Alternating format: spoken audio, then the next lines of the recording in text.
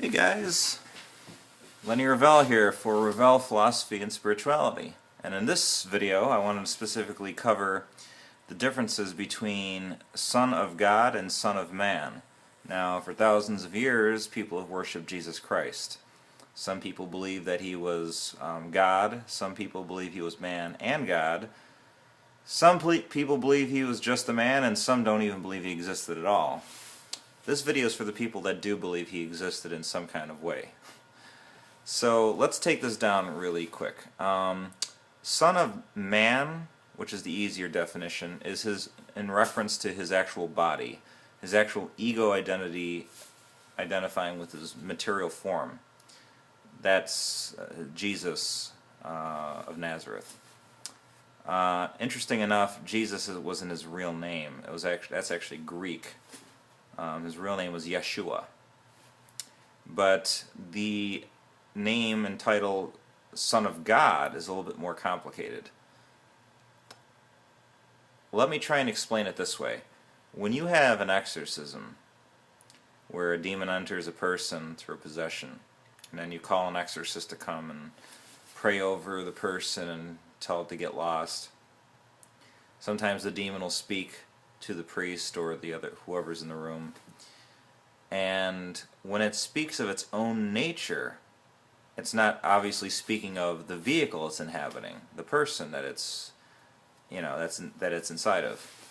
What happened with Jesus is the same respect, that his higher consciousness, or what we refer to as Christ consciousness, took a hold of him and spoke through him, because he managed to raise his ego identity, his ego consciousness, up to unite it with God.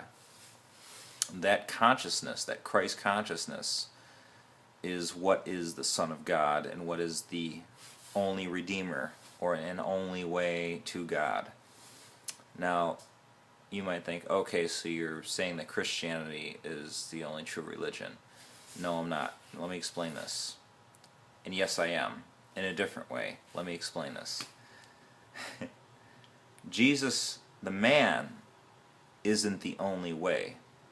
The Christ consciousness that was within the man is the only way.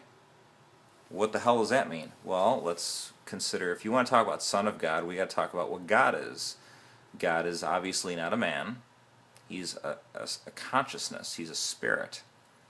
So when he has an only begotten Son, it's of his own essence. It's also a consciousness, the Son consciousness. Well, what is consciousness? You're aware, right? It's an awareness. You're aware right now. Your energy. When you go to sleep, you have dreams, and then you're in your subconscious.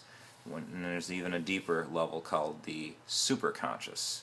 And that's what Jesus was, where the mortal man raises up and identifies in his consciousness with the divine. And that's actually accomplished through certain special kinds of meditation that deal with pranayama, or life force control in the spine, and kundalini rising, for those that are into metaphysics. Now, so if Christianity isn't the only way, then how is it the only way? Well, it's the only way in the respect that the Christ consciousness was embodied within the vehicle of Jesus. And since Jesus is the cornerstone of Christianity, in that respect, Christianity is the only way. But it's not in the only way in the respect that the Christ consciousness is not limited to just Christianity. What do you mean by that? This is what I mean by it. If you want to think of the Christ consciousness, well, God is a consciousness, like I just said, and a consciousness is basically a large energy field that is self-aware of itself. It's conscious. It's aware that it exists. It's omnipotent, omnipresent, and omniscient. That means it's everywhere all at once. It knows everything. It's all-powerful and all-knowing. That's where we get the idea of God from, anyways.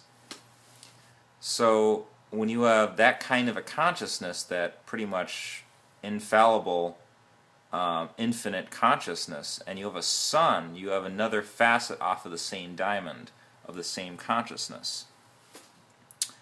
And that consciousness is like an ocean. You can bring a tray of glasses with you and all scoop up the same water within those different glasses. Now, each glass, physically, the glass itself is different from each other, but the ocean water that's in it is all from the same ocean. So the same Christ consciousness, because God is in all religions, and the Son consciousness is one with the Father consciousness, that means the Christ consciousness is also in all religions that identify with God. So, when you think of Buddha, for instance, his real name was Siddhartha Gautama, and he was Indian. Now, he achieved enlightenment. He became the Buddha. Christ is a title, just like Buddha is a title. Siddhartha Gautama, the Buddha. Jesus, the Christ. If it's a title, more than one person can have it. In other words, you can have that same one Son of God, Redeemer, in more than just one host.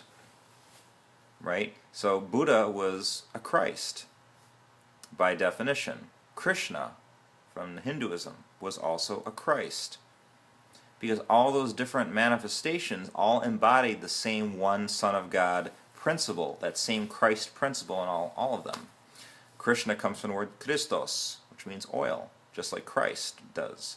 Christ and Krishna and Christ are both derivatives of each other's name. And anointment simply, it means no difference than what enlightenment means for Buddha. It's basically, so Krishna and Buddha and Jesus have all achieved the same thing. It's the same idea. Excuse me. When you expand your awareness as a human being to allow for the universal consciousness to come down through you like an exorcism, a willing exorcism, except you're not pulling it out of you, you're doing the reverse, you're allowing it to come in you. Okay, possession, not exorcism. Then you are allowing your higher self, the part of you that is your soul, to take control and work with you through your body to make the actions that are conducive towards your best interests. And it also connects with God, because that part of you is the Son of God. The part that isn't you is your lower half, your animalistic nature, your ego. The same thing that gives you your individuality, your sense of I, me, and you. And unfortunately, the bad thing about that I is also that it's illusion. It gives you the sense of individuality. I mean, in one sense, yeah, everyone is different. They got different personalities. They look different, come from different places, different interests. But in the essence, we're all the same also in the respect of our souls. All come from the same photon emission source, light and sound frequency, the Word of God source. Now, okay, so if Buddha wasn't originally the Buddha, he became the Buddha, Siddhartha became the Buddha, and Jesus became the Christ, then what is the method to reach Christhood, or Buddha mind, or Krishna spirit? The method is through meditation. And that's why those who follow me on Facebook always hear me pushing meditation so hard, because meditation is the highest activity of man, because it's the activity by which you can learn how to reunite yourself with God, thus end all debate on whether God is real or not. That is the actual science. There's a scientific way to meditate and breathe by which you will have spiritual experiences, and you will actually experience God firsthand. And when that happens, when you do it a certain way for a long enough time, very deeply, it is possible to become a Christ or a Buddha. A Christ or Buddha just simply means God realized master. Some people might say, well, Buddha didn't believe in God. How do you know that? It's impossible to deny becoming enlightened and not being aware of God, because enlightenment means being more aware. The reason Buddha didn't talk about God is because the people at the time in India were so overly reliant on God to do all their work for them, they became lazy. So Buddha's point was to basically make them aware of their own self-effort. That's why he wanted you to meditate and to get away and let go of desires. Because desires are the ball and chain which keeps you pinned down reincarnation after reincarnation after reincarnation. And Jesus also said the same thing when he said, it is easier for the camel to go through an eye of a needle than for a rich man to enter the kingdom of heaven, because a person that is trying to achieve enlightenment is trying to achieve the spirit world, while money and possessions and sex and power and fame are all things, are phenomenons of this world. It has no relevance in the spirit world. You don't need to procreate over there. Everything is done telepathically, and everything materializes by will. Over here, you have to go through the slow, arduous, regressive method of the inferior method of animal procreation in order to have children. You have to actually have physical sex, which keeps one's attention and focus on the animalistic nature, the egotistic nature of man, which is the body, material, form, the senses, sight, hear, smell, taste, all these distractions that are identified with the body. To become a Christ or a Buddha, one has to actually eliminate their attachments to the body, to the identification with the body. Because when you stop identifying with the body, your consciousness dissolves back into, into pure energy. You don't need to have a body anymore. The reason you have a body is because of attachments. Every time you live a life, you create a desire for something. You like a certain kind of ice cream, or you like a certain person, or a certain house, or a certain activity or experience you had. You can enjoy it, but the minute you become attached to it, you basically are writing in your next incarnation that you want to experience that again, so God obliges you and allows you to be born into another life after you pass over and you've spent some time in spirit world and you want to learn some new lessons. He lets you come back, and you'll keep coming back indefinitely until you learn to let go. That's why reincarnation is the wheel, because it's that same birth, death, rebirth, death, over and over and over. Now, some of you might say, well, I'm Christian, I don't believe in reincarnation. Well, I'll give you some news. The original Christianity, Jesus did talk about and teach reincarnation. It's in the Bible.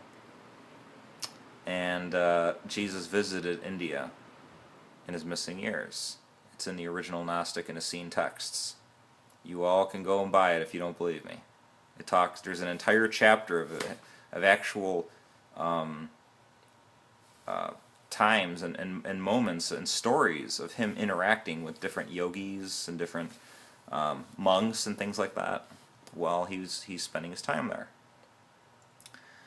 So that's basically, back to my original point, what the difference between Son of Man and Son of God is. When you're identifying with yourself as a mortal, as a human being, you are automatically including all the losses, the sadness, the attachments, the desires, the loneliness, the pain that comes with a body, the disappointments that come with failures, the feeling of smallness, the feeling of not belonging to everything else.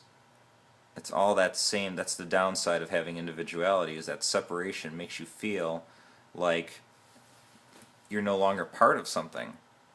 And that's where the ego needs to prop itself up and make itself feel better by defeating somebody in some way. It has to overcome something outside of itself to give itself relevance. And what happens is when you just start acknowledging and enabling that factor, you start to slowly drift away from the point of unification, which is God, which is the Christ. And that's the reason why mankind as a whole is regressing.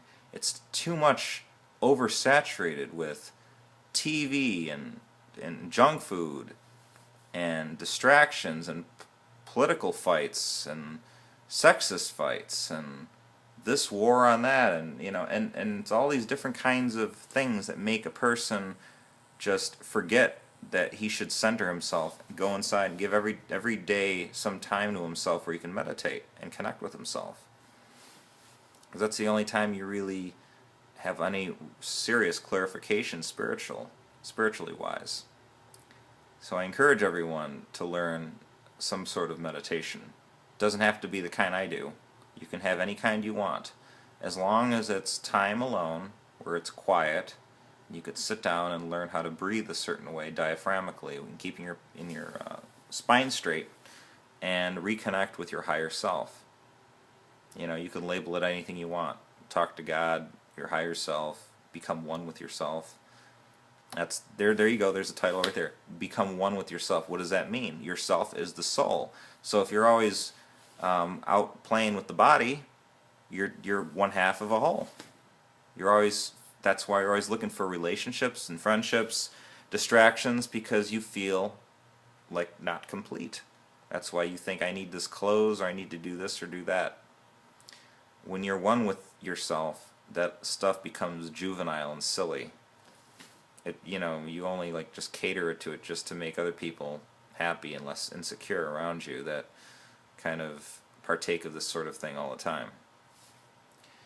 Well, anyways, I hope that this helped you understand a little bit more the differentiation between Christ, the Son of God, and Jesus, the Son of Man. Because, there's entire wars that are fought over this, which is ridiculous, because if you're really following the man, you're not going to have any violence. You're not going to go kill someone or fight with somebody, because he spoke out against that. This is Lenny Revell, and thank you for watching. Comment, rate below, and I will talk to you guys later. Peace.